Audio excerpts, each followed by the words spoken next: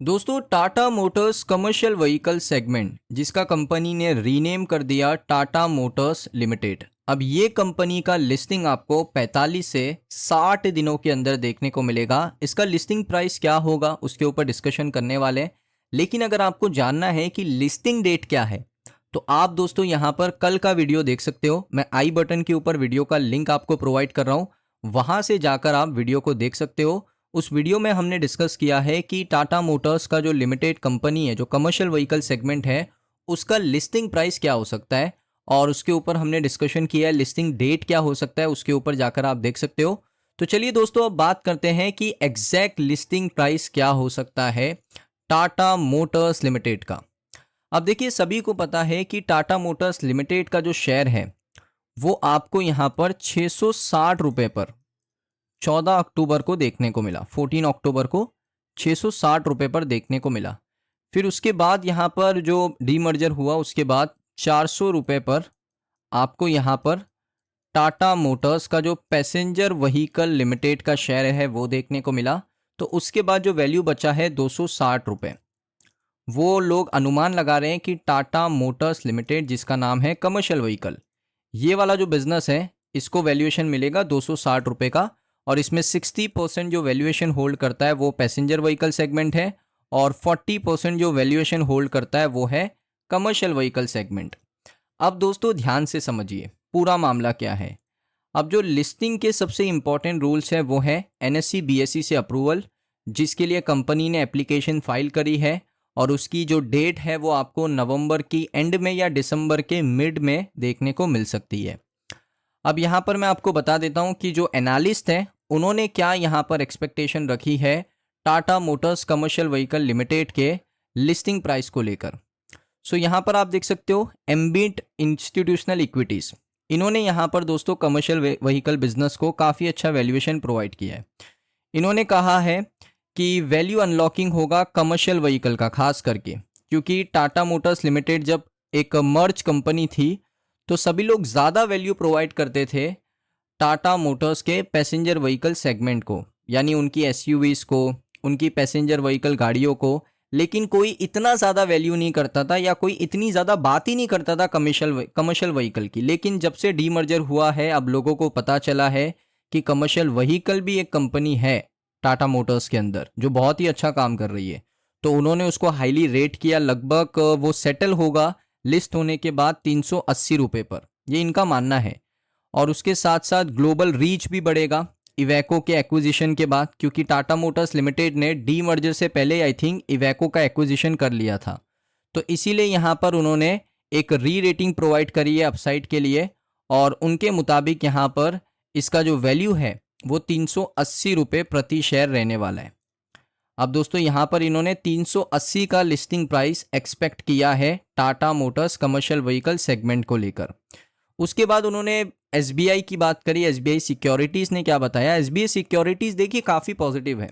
उन्होंने कहा कि डोमेस्टिक कमर्शियल व्हीकल जो इंडस्ट्री है वो रिकवर करेगा फाइनेंशियल ईयर 26 से सेकेंड हाफ में।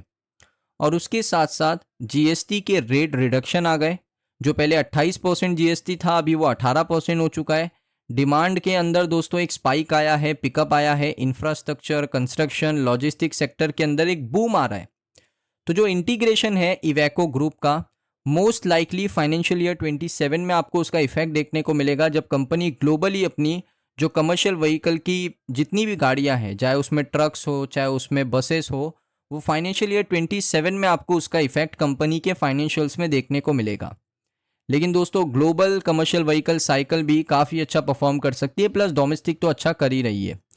उसके बाद देखोगे यहाँ पर एसबीआई सिक्योरिटीज़ का ये मानना है कि कमर्शियल व्हीकल का जो शेयर प्राइस है वो 320 रुपये से लेकर 470 रुपये पोस्ट लिस्टिंग इन नवंबर, यानी 320 से 470 का टारगेट इन्होंने दे दिया है कमर्शियल व्हीकल बिजनेस को। उन्होंने कहा है कि लिस्टिंग तो होगा 260, 265 या 300 पे, लेकिन जब वो लिस्ट हो जाएगा उसके बाद के टारगेट उन्होंने 320 से 470 रुपये के बीच के दिए हैं। उसके बाद ग्लोबल ब्रोकरेज नमूरा का तो मैंने आपको बताया है कि वो 365, 367 के आसपास का यहाँ पर उसको टारगेट देता है कमर्शियल व्हीकल को। उसके साथ यहाँ पर आप कह सकते हो कि जीएसटी रिडक्शन से काफ़ी बेनिफिट मिला है टाटा मोटर्स लिमिटेड को। सो देखते हैं दोस्तों क्या प्राइस पे लिस्ट होगा, लेकिन अभी तक जो एनालिस्ट का ये मानना है, एक फेयर प्राइस अगर मैं आपको बताऊं ना, तो फेयर प्राइस है 260 पे भी अगर लिस्ट होता है कोई बुरी बात नहीं, 300 पे भी होता है कोई बुरी बात नहीं, 320 पे भी होता है कोई बुरी बात नहीं। तो अगर ये लेवल पे होता है तो मैं इतना सरप्राइज नहीं होऊंगा। हाँ, अगर ये 350 के ऊपर आपको देखने को मिलता है तो मैं काफ़ी सरप्राइज हो जाऊंगा।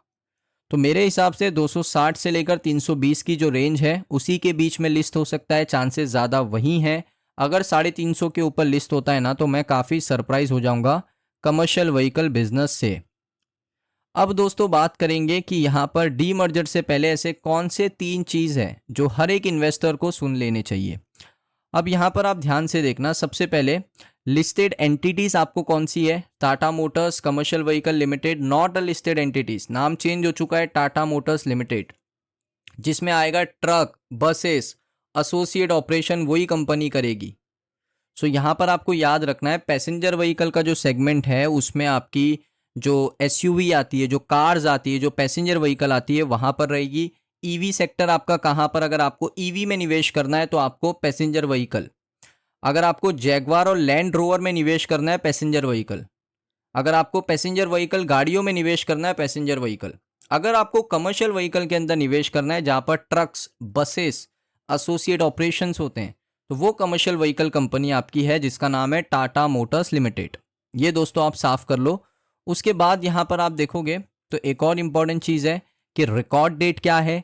सो डीमर्जर की जो स्कीम है उसमें इफेक्टिव डेट था 1 अक्टूबर का, उसके साथ यहाँ पर रिकॉर्ड डेट था 14 अक्टूबर का, और अभी जो लिस्टिंग डेट है वो है 45 से 60 दिन, यानी आप कह सकते हो नवंबर एंडिंग दिसंबर मिड 15 दिसंबर के आसपास लिस्ट हो सकता है। अगर नवंबर में लिस्ट नहीं हुआ ना तो 15 दिसंबर तक लिस्ट हो सकता है। उसके बाद एनएससी और बीएसई से अप्रूवल मांगे हैं कंपनी ने, लेकिन उसके लिए थोड़ा टाइम लगेगा।